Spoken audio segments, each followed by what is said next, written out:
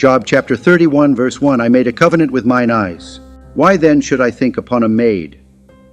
Often there's a misconception that sexual immorality originates from the heart, as if it's a matter of feeling or thought leading directly to action.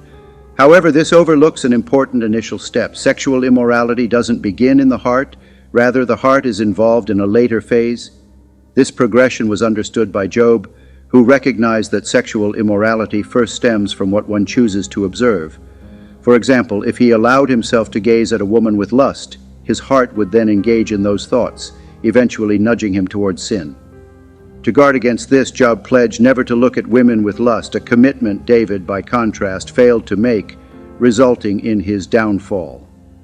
The book of Proverbs offers explicit warnings against following the path of adultery, likening an adulteress's bed to the grave. The Bible is replete with admonitions about sexual immorality, reflecting its pervasive challenge even among Christians. It's an issue many struggle with, despite clear biblical guidance to the contrary. Consider one of the biblical warnings against sexual immorality as an illustration, Proverbs chapter 6, verse 32. But whoso committeth adultery with a woman lacketh understanding. He that doeth it destroyeth his own soul. This clearly demonstrates that not all sins are equal. Indeed, while all sin ultimately leads to death, they differ significantly in nature and consequence. For instance, telling a lie does not directly harm one's own body, nor does it destroy one's soul in the same way other sins might. The Bible specifically mentions that adultery, unlike theft or lying, results in the destruction of one's own soul. Sexual immorality is particularly grave. It's a concept that, I believe, we as humans do not fully understand or appreciate the seriousness of. Sexual immorality is a critical issue that must not be taken lightly, especially within the church. One significant aspect of this challenge today is pornography. Rather than consistently stating the word pornography, I will refer to it as unholy videos, because that is exactly what it is, unholy. This issue is of paramount concern in Christianity and necessitates urgent attention within church communities. Many individuals might avoid looking lustfully at others, yet they secretly engage in watching what can be termed as unholy videos. It's not uncommon to find people who publicly condemn lust and promiscuous behavior, but struggle privately with an addiction to watching such videos on the internet. The implications of viewing unholy videos extend beyond mere addiction and moral failing. It profoundly impacts individuals' psychological well-being. The prevalence of pornography consumption is alarming. Approximately 40 million Americans regularly view pornography, with such content accounting for 35% of all internet downloads. Even among church leaders, the statistics are concerning. 1 in 5 youth pastors and 1 in 7 senior pastors reportedly watch unholy videos on a regular basis. I believe this number could be higher, as not every pastor or youth pastor may admit to having an addiction to unholy videos. More than 70% of Christians or church members struggle with this issue, watching unholy videos at least once a month. Additionally, a vast majority of teens and young adults, 90% and 96% respectively, exhibit attitudes towards pornography ranging from encouragement and acceptance to neutrality. Every second, 28,258 users are watching pornography on the internet. You heard that correctly. Every second, approximately $3,075 is being spent on unholy videos on the internet. Every day, 68 million search queries related to unholy videos, 25% of total searches, are generated. And what shocks many is that 1/3 of pornography viewers are women. Job chapter 31, verse 1. I made a covenant with mine eyes. Why then should I think upon a maid? In a compelling testament to his righteousness, Job declared a covenant with his eyes not to look lustfully at a young woman. This declaration is found in Job 31, a chapter where Job articulates his final defense of integrity. Within this passage, Job details various virtuous actions he undertook to maintain his integrity before the Lord. Notably, he prioritizes his commitment to guard his eyes from lustful gazes above all other actions.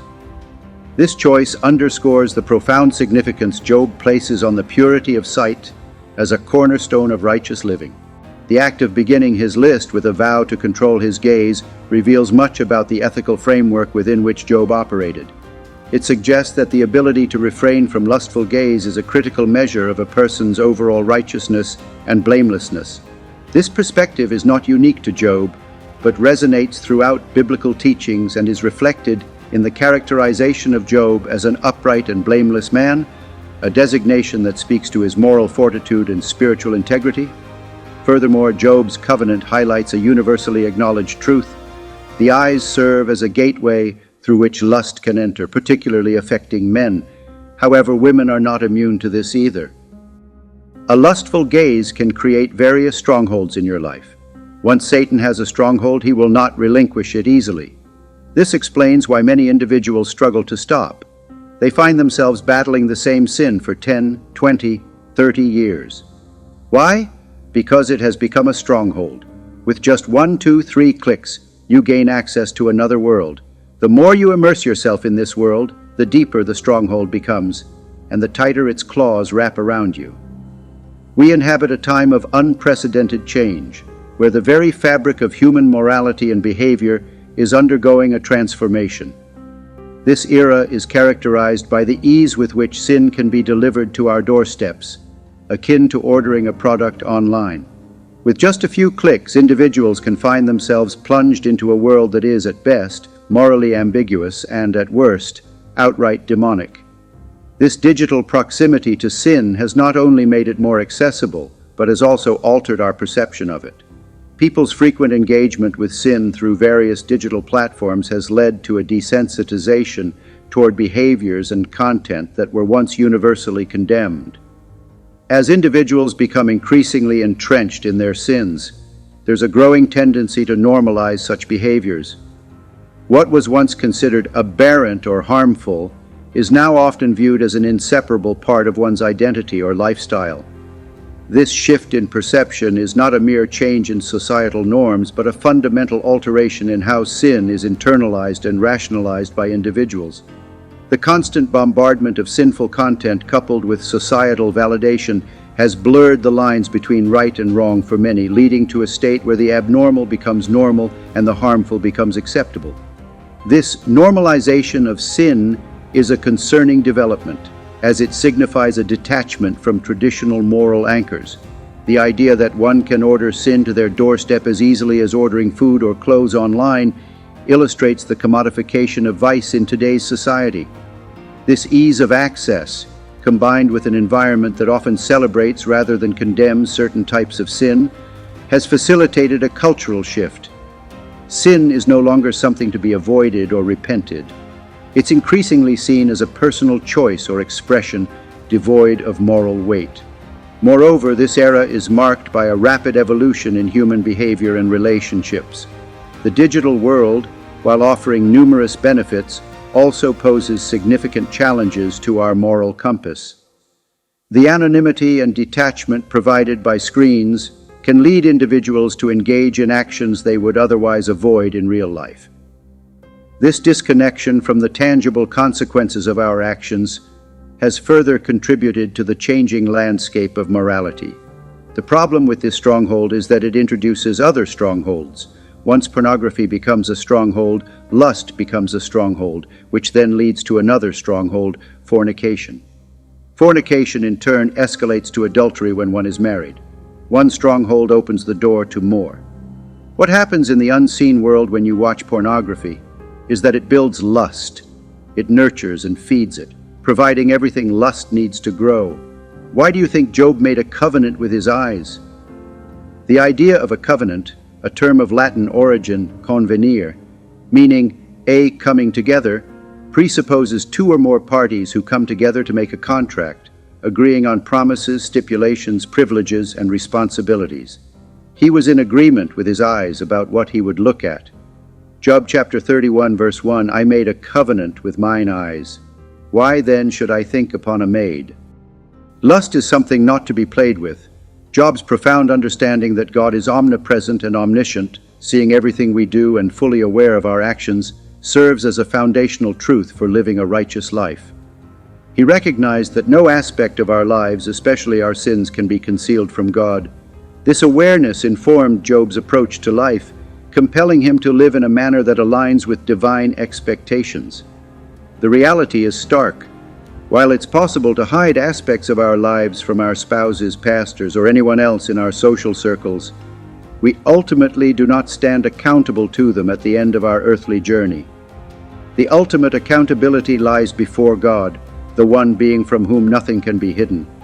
This realization drives the importance of striving to lead a life that is upright and blameless in the eyes of God. In today's world, where exposure to inappropriate content, particularly unholy videos, is unprecedentedly high, adopting the principle of making a covenant with our eyes, as Job did, becomes increasingly pertinent. We live in an era marked by an avalanche of temptations, unparalleled in the annals of human history. These temptations are not just more accessible, but are also more varied and complex, making the need to guard our senses, especially our sight, more critical than ever.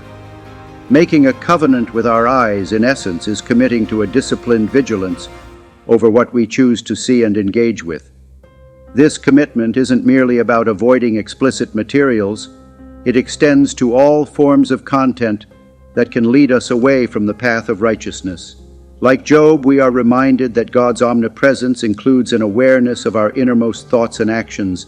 Nothing is beyond his sight.